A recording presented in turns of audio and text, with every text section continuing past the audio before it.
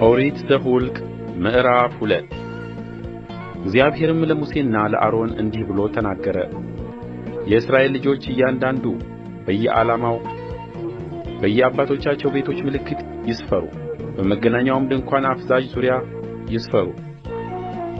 በምሥራቅ በኩል ወደ ፀሐይ መውጫ የሚሰፍሩት እንደ ሠራዊቶቻቸው የይሁዳ ሰፈር ዓላማ ሰዎች ይሆናሉ። የይሁዳ ልጆችም አለቃ የአሚናዳብ ልጅ ነአሶን ነበረ። ሠራዊቱም ከእነርሱም የተቈጠሩ 74600 ነበሩ። በእነርሱም አጠገብ የሚሰፍሩ የይሳኮር ነገድ ይሆናሉ። የይሳኮርም ልጆች አለቃ የሶገር ልጅ ናትናኤል ነበረ። ሠራዊቱም ከእነርሱም የተቈጠሩ 54400 ነበሩ። በእነርሱም አጠገብ የዛብሎን ነገድ ነበረ። የዛብሎንም ልጆች አለቃ የኬሎን ልጅ ኤልያብ ነበረ። ሠራዊቱም ከእነርሱም የተቈጠሩ 57400 ነበሩ። ከይሁዳ ሰፈርም የተቈጠሩ ሁሉ በየሠራዊቶቻቸው 186400 ነበሩ። እነዚህም አስቀድመው ይጓዛሉ። በደቡብ በኩል በየሠራዊቶቻቸው የሮቤል ሰፈር ዓላማ ይሆናል። የሮቤልም ልጆች አለቃ የሰዲዮር ልጅ ኤሊሱር ነበረ። ሠራዊቱም ከእነርሱም የተቈጠሩ 46500 ነበሩ። በእነርሱም አጠገብ የሚሰፍሩ የስምዖን ነገድ ናቸው።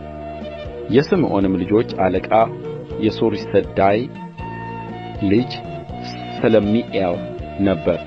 ሠራዊቱም ከእነርሱም የተቈጠሩ 59300 ነበሩ። በእነርሱም አጠገብ የጋድ ነገድ ነበረ። የጋድም ልጆች አለቃ የራጉኤል ልጅ ኤሊሳፍ ነበረ። ሠራዊቱም ከእነርሱም የተቈጠሩ 45650 ነበሩ።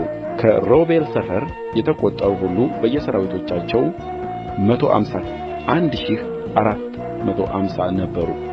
እነርሱም ቀጥለው ይጓዛሉ።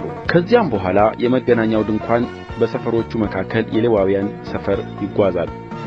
እንደ ስፍራቸው ሰው ሁሉ በየስፍራው በየዓላማውም ይጓዛል። በምዕራብ በኩል እንደ ሠራዊቶቻቸው የኤፍሬም ሰፈር ዓላማ ይሆናል። የኤፍሬም ልጆች አለቃ የዓሚሁድ ልጅ ኤሊሳማ ነበረ። ሠራዊቱም ከእነርሱም የተቈጠሩ 40500 ነበሩ። በእነርሱም አጠገብ የምናሴ ነገድ ይሆናል። የምናሴም ልጆች አለቃ የፍዳሱር ልጅ ገማልኤል ነበረ። ሠራዊቱም ከእነርሱም የተቈጠሩ 32200 ነበሩ። በእነርሱም አጠገብ የብንያም ነገድ ይሆናል። የብንያምም ልጆች አለቃ የጋዴዮን ልጅ አቢዳን ነበረ። ሠራዊቱም ከእነርሱም የተቈጠሩ 35400 ነበሩ። ከኤፍሬም ሰፈር የተቈጠሩ ሁሉ በየሠራዊቶቻቸው 108100 ነበሩ። እነርሱም ሦስተኛ ሆነው ይጓዛሉ። በሰሜን በኩል እንደ ሠራዊቶቻቸው የዳን ሰፈር ዓላማ ይሆናል። የዳንም ልጆች አለቃ የአሚሳዳይ ልጅ አኪዔዘር ነበረ። ሠራዊቱም ከእነርሱም የተቈጠሩ 62700 ነበሩ። በእነርሱም አጠገብ የሚሰፍሩ የአሴር ነገድ ይሆናሉ። የአሴርም ልጆች አለቃ የኤክራን ልጅ ፋግኤል ነበረ። ሠራዊቱም ከእነርሱም የተቈጠሩ 41500 ነበሩ። በእነርሱም አጠገብ የንፍታሌም ነገድ ይሆናል። የንፍታሌምም ልጆች አለቃ የዔናን ልጅ አኪሬ ነበረ። ሠራዊቱም ከእነርሱም የተቈጠሩ 53400 ነበሩ። ከዳን ሰፈር የተቈጠሩ ሁሉ 157600 ነበሩ።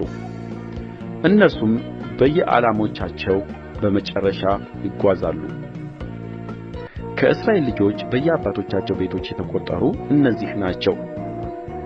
ከየሰፈሩ በየሠራዊቶቻቸው የተቈጠሩ ሁሉ 603550 ነበሩ። ሌዋውያን ግን እግዚአብሔር ሙሴን እንዳዘዘ ከእስራኤል ልጆች ጋር አልተቈጠሩም። የእስራኤል ልጆች እንዲሁ አደረጉ።